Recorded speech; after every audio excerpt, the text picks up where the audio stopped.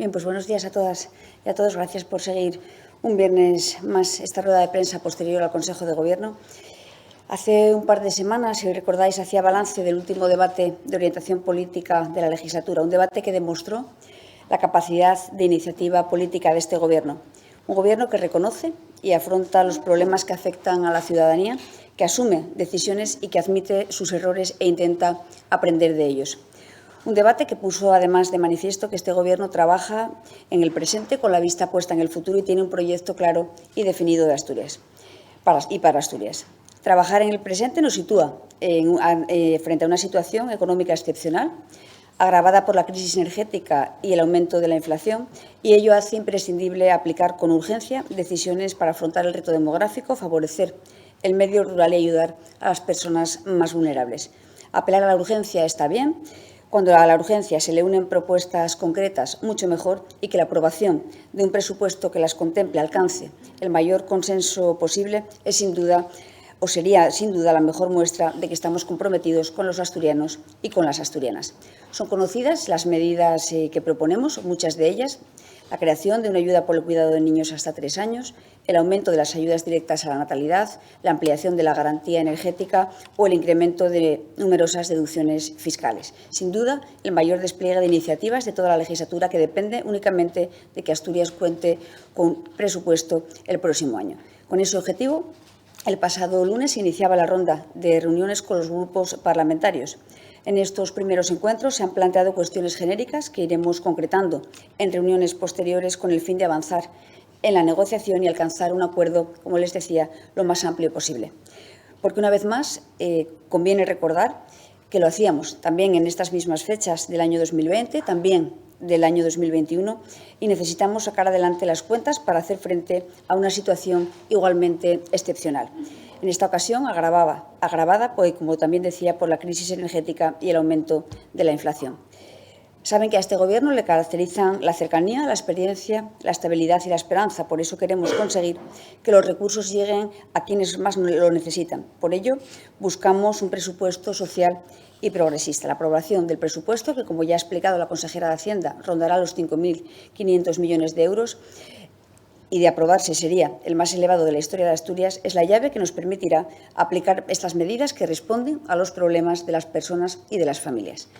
Más allá de la vocación urgente de las medidas que contemplará el proyecto de presupuestos para 2023, el Consejo de Gobierno sigue volcado en la recuperación económica y la transformación de Asturias. Durante toda la legislatura hemos convivido con la gestión urgente y también con la importante, y en eso seguiremos volcados hasta el último día de la legislatura. Muestra de ello son 2 de los acuerdos adoptados esta mañana y que en esta ocasión conciernen al ámbito de competencia de la Consejería de Derechos Sociales y Bienestar. Y remontándome en este ámbito de la Consejería al verano de 2019, situábamos, como recordarán, como líneas estratégicas de la acción de la Consejería, la mejora de la gestión del sistema asturiano de servicios sociales y la imprescindible adaptación al cambio social. Estos 2 acuerdos que les presentaré a continuación están perfectamente alineados con estos objetivos y lo hacen también en un contexto de plena transformación del sistema.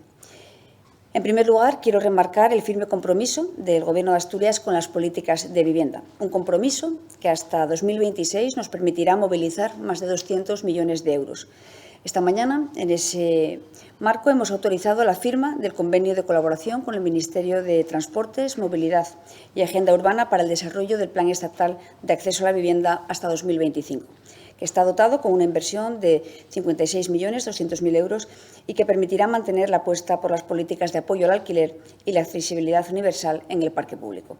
Del total, la Administración General del Estado aportará algo más de 44 millones y el Principado 12 millones de euros. Y se distribuirán de la siguiente manera. Se destinan casi 25,5 millones de euros para las ayudas al alquiler de la vivienda. Un nuevo plan que centra y recoge, además, demandas que habíamos planteado desde el Gobierno de Asturias, centra sus esfuerzos en la dotación de ayudas al alquiler con el fin de que las personas con menos ingresos puedan optar a una vivienda digna. Complementa, además, las ayudas para la emancipación juvenil al hacerlas compatibles con el bono al alquiler joven. tal y como ya habíamos avanzado, y mejora ampliamente la gestión de las ayudas al alquiler al mantener la convocatoria abierta y una concesión directa por 2 años, con pagos periódicos, eliminando además el requisito de no ser deudor de la Administración para los colectivos más vulnerables. De este modo se favorecerá así la emancipación de los jóvenes en cualquier concejo y se ofrecerá cobertura a las personas mayores más vulnerables. 12 millones casi y medio serán los que se destinen a la rehabilitación y mejora de la accesibilidad en edificios de viviendas y en viviendas unifamiliares, a través de ayudas que podrán solicitarse tanto para obras en edificios o en el interior de pisos como en viviendas, como les decía, unifamiliares. Este plan no pierde de vista la perspectiva del reto demográfico y, por lo tanto, a las zonas rurales destinará 3 millones para la mejora de la infravivienda, lo que favorece la dinamización de estas áreas y contribuye a fijar población. Son muchas las experiencias, como saben también, en las áreas de rehabilitación y regeneración urbana que se han puesto en marcha durante los últimos años en diferentes municipios en Asturias, donde los jóvenes, además, menores de 35 años, podrán acceder a ayudas a la compra o al alquiler de vivienda en municipios o núcleos de población de menos de 10.000 habitantes. Serán 15.400.000 euros los orientados a incrementar el parque de vivienda en alquiler, que, como ya hemos dicho en otras ocasiones, es la principal herramienta de nuestra política de vivienda para garantizar el derecho a una vivienda digna. Y, finalmente, introduce nuevos programas para promover vivienda en alquiler de tipología especial, como el cohousing para jóvenes, para mayores o para personas con discapacidad. A estos 56.200.000 euros del plan estatal se suman los 13.200.000 euros destinados al bono al alquiler joven para el periodo 2022-2023, en que Asturias beneficiará a 1.700 personas de hasta 35 años.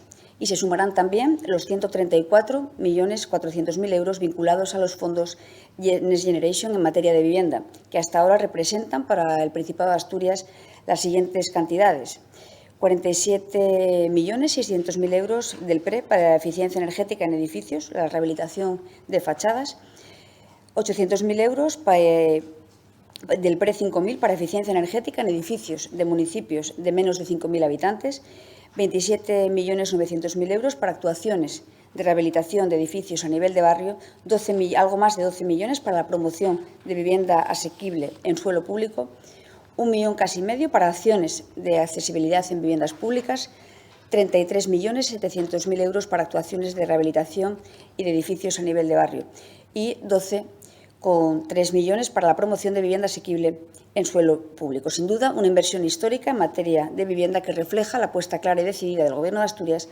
por una política de vivienda asequible, accesible y eficiente. Y volviendo a los objetivos de la legislatura, especialmente al de la mejora de la gestión del sistema asturiano de servicios sociales, me habrán escuchado en otras ocasiones que es imprescindible abordar cuestiones organizativas para garantizar que somos capaces de atender a quien lo necesita cuando lo necesita. Hace también un par de semanas, de la mano de la Dirección General de Seguridad y Estrategia Digital, avanzábamos en la historia social única electrónica, sin duda un salto cualitativo importante, y en este caso cobra especial relevancia la gestión de los recursos a los que acceden miles de personas cada año. Hablamos de recursos como son centros de día, centros de atención residencial u otro tipo de recursos en los que, como les digo, acceden miles de personas cada año. Pues bien, hoy en el Consejo de Gobierno hemos dado luz verde a una inversión de 705.514 euros para la puesta en marcha de una herramienta integral de gestión de la información en los centros de cuidados de larga duración del sistema de servicios sociales, residencias para mayores y personas con discapacidad, centros de día, centros de apoyo a la integración y viviendas tuteladas.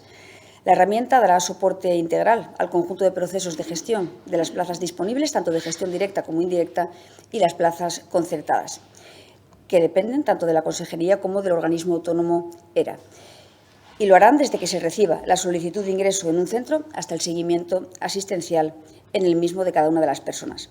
Este sistema forma parte del proceso de transformación digital integral previsto en la Estrategia para la Transformación Digital del Sistema Asturiano de Servicios Sociales, que busca precisamente dotar al sistema de un desarrollo tecnológico avanzado que permita adaptar los servicios y recursos, competencia de la Consejería, a las nuevas demandas y necesidades sociales. Confiamos en que la implantación de esta herramienta se traduzca en una mejora en la calidad de la atención a las personas usuarias, modernizando la gestión de los centros, los procedimientos de asignación de plazas, dotando al sistema asturiano de servicios sociales de una mayor agilidad, eficiencia y transparencia. Sin duda, un antes y un después más que necesario. Y hasta aquí, todo por mi parte. Quedo ahora a disposición de las preguntas que queráis plantear. Dos preguntas. La primera, ¿cómo valoran la crisis sucesoria en el Partido Popular? ¿Cómo la valora el Gobierno de Asturias? Y la segunda, ante la catarata de cambios en las estructuras fiscales de la Administración central y de las autonómicas, ¿Asturias se mantiene en su intención de no hacer cambios o se valoran algunas novedades? Gracias.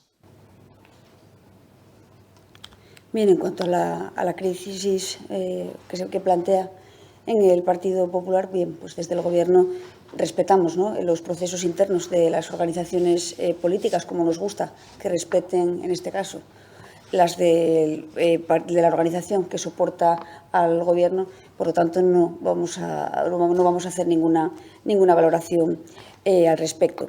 En cuanto a los cambios en las estructuras fiscales, pues evidentemente se han ido tomando medidas por parte tanto del Gobierno de España como de algunas comunidades autónomas, y en este caso, en cuanto a las medidas fiscales recientemente anunciadas por el Gobierno, entendemos que son positivas, porque se trata, o hablamos, ¿no?, de un ejercicio de justicia fiscal, y tal y como proponíamos desde el Gobierno de Asturias, son medidas selectivas, quirúrgicas, no generalizadas, rebajas precisamente para quienes menos tienen y que paguen más quien más tiene. Yo creo que esa es una cuestión que venimos defendiendo y seguimos y mantenemos esa defensa. No modifican en absoluto el planteamiento del Gobierno de Asturias en la negociación presupuestaria. Saben que somos contrarios a introducir modificaciones sustanciales en nuestra política impositiva y, sin embargo, entendemos que engranan a la perfección las ayudas directas y deducciones anunciadas por el propio presidente, como les decía, durante el debate de orientación política, y también con nuestro rechazo a suprimir el impuesto de patrimonio, el tributo que pagan solo quien tiene más de 1 millón de euros. Yo creo que con poca gente nos cruzamos por la calle en Asturias, ¿no?, que tenga más de 1 millón de euros. En términos fiscales y políticos, la decisión del Gobierno de España refuerza los planteamientos del Gobierno de Asturias y, además, concuerda con esa defensa de una armonización fiscal que impida que estas carreras irresponsables de saldos tributarios, que solo benefician a las comunidades con mayor potencia recaudatoria, pues como pasa con algunas, en este caso, como sería la de Madrid. Yo creo que, además, en este debate, ¿no?, siempre hacemos un debate sesgado o parcial. Realmente está muy bien decir de dónde o a quiénes rebajamos y cuánto rebajamos, pero no de dónde lo quitamos. Y yo creo que ese ejercicio, ¿no?, sería, pues, un ejercicio de responsabilidad el de quien plantee tantas ventajas, ¿no?, hacia unos o a otros. Hay que plantear también de dónde se reorganiza. Yo creo que los recursos son, todos entendemos que son escasos, son los que son. Nos manejamos en una horquilla, ¿no?, de ingresos, y, por lo tanto, bueno, decisión de los gobiernos será de decidir, ¿no?, precisamente a dónde se destinan esos recursos, pero yo creo que conviene no hacer parcial el debate, anunciando solo medidas que pueden parecer a priori de interés, cuando no se retrasa, ¿no?, el decir de dónde lo vamos a quitar. Yo creo que eso es importante y se ve claramente, lo vemos claramente en las economías de cada uno o cada una en su casa. Para afrontar determinados gastos tienes que prescindir de otros, y en este caso, pues el plantear rebajas fiscales de ese calibre, pues bueno, va a tener un impacto claro en pues la calidad de los servicios públicos o en otras cuestiones de donde se tengan que sacar esos recursos para afrontarlas. Por lo tanto, yo creo que conviene hacer esa reflexión completa, no solo de una parte.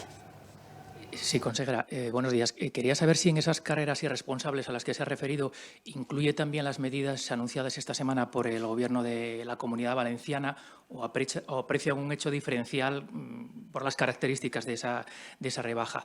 Y con respecto al asunto del Partido Popular, yo quería ligarlo con la negociación presupuestaria. Ya ha dicho que no se inmiscuirán en asuntos internos, pero ¿no le preocupa al Gobierno que la interlocución con el primer partido de la oposición se pueda ver comprometida, por ejemplo, en la negociación presupuestaria al hilo de esa situación de interinidad ahora en el PP? Bien, empiezo por el final. Yo creo que por encima de las cuestiones, ¿no?, que afecten a las personas, pues bueno, el devenir de las organizaciones, o las organizaciones están por encima de todos y cada uno de nosotros, y no dudo de la responsabilidad, no dudamos de la responsabilidad que en este caso el Partido Popular aplicará a la hora de mantener, ¿no?, o de continuar esa negociación presupuestaria. Por lo tanto, cambiarán las personas, pero no creemos que vaya a suponer una interferencia más allá de que vayamos a alcanzar o no un acuerdo. Y en cuanto a las medidas, bueno, a esa carrera, ¿no?, de rebajas fiscales, bueno, son varios los planteamientos. Yo creo que responden, ¿no?, a situaciones o a puntos de partida diferentes. Cada gobierno entenderá el por qué plantea esas rebajas, pero vuelvo a incidir, ¿no?, en el mensaje que trasladaba antes. Es que cada uno sabrá el por qué lo plantea, cómo lo plantea y de dónde va a obtener los recursos para dar respuesta a esas propuestas. Nosotros seguimos manteniendo que las rebajas tienen que estar orientadas a quienes menos tienen y tendrán que pagar más quien más tiene, y más en un momento como este, con lo cual cada gobierno pues es responsable de sus decisiones. Nosotros seremos de las que tomamos nosotros. Entendemos en este caso que las del Gobierno de España se alinean con la posición que hemos venido manteniendo, y en el resto de comunidades autónomas pues bueno, cada una tendrá que responder de su decisión. Sí, consejera, por seguir con el tema de impuestos, ustedes valoran positivamente las medidas anunciadas ayer por el Gobierno central. No sé si tienen una estimación de cuál puede ser el impacto para los contribuyentes asturianos. ¿Cuántos contribuyentes hay de menos de 21.000 euros que puedan beneficiarse de esa exención? ¿Y cuántos de más de 3 millones? Porque de 1 millón, ustedes daban el otro día la cifra, eran 3.500. ¿Cuántos asturianos hay que cobran más o que tienen un patrimonio de más de 3 millones en estos momentos? Pues en estos momentos no dispongo de ese dato tan preciso, pero bueno, supongo que desde la Consejería de Hacienda podrán plantear el detalle, ¿no?, de esa información, pero no dispongo de esos datos ahora mismo, lo siento. Esa negociación presupuestaria, ¿en qué momento está ahora mismo? ¿Ya empezaron esos contactos discretos y está fijada ya la reunión con el Grupo Mixto, que es la que quedaba por celebrarse? Bien, pues en cuanto a las negociaciones presupuestarias, bueno, pasamos a esa fase de contactos discretos, pero tendrán que entender que se trata precisamente de eso, de contactos discretos, y en los que participa además el Grupo Parlamentario y la Federación Socialista Asturiana. Por lo tanto, bueno, queda en ese marco de discreción el devenir de estos encuentros. No obstante, pues en el momento que haya algún tipo de avance, como viene siendo habitual, pues serán conocedores de los avances que se vayan dando con unos grupos y con otros. Sí, hola. Por un lado, sobre negociación presupuestaria, ¿es posible que durante ese proceso haya nuevas deducciones fiscales? Eso por un lado. Y sobre los datos que ha ofrecido sobre el tema de políticas de vivienda, de esos 205 millones de euros, no sé si tiene el dato del porcentaje de lo que aporta estrictamente el Principado, de fondos propios. Empiezo por el final. Del PAC de 200, eso lo tenemos que... Son del plan estatal, sí, que lo apuntaba, los 12 eran 44 y 12, 44,2 y 12. Ese sería el reparto del plan estatal. Del resto tenemos que hacer la estimación, eso os lo pasamos, ¿vale?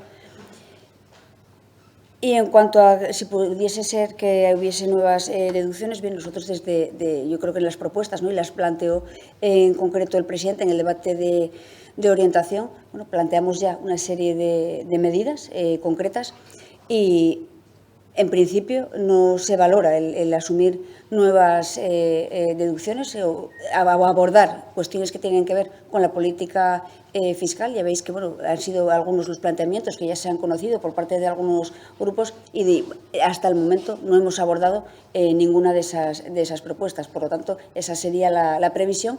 No obstante, pues bueno, frutos de la negociación presupuestaria todavía tiene mucho recorrido por delante, pero con esa premisa, partimos de esa premisa no abordar un cambio en la estructura o en la política fiscal más allá de lo que hemos venido planteando. Yo quería abundar en la pregunta que hacía la compañera de TPA.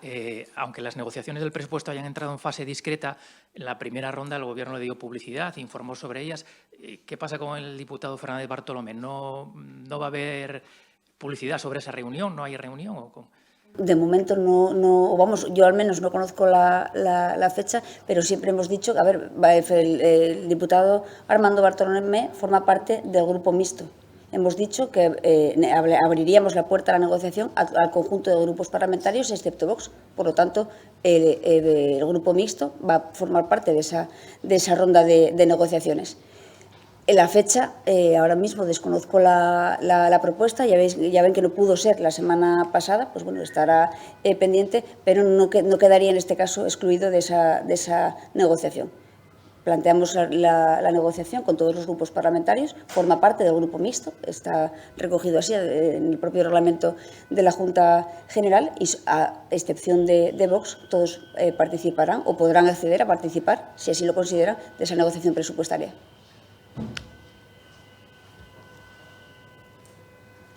¿Alguna otra cuestión? Gracias.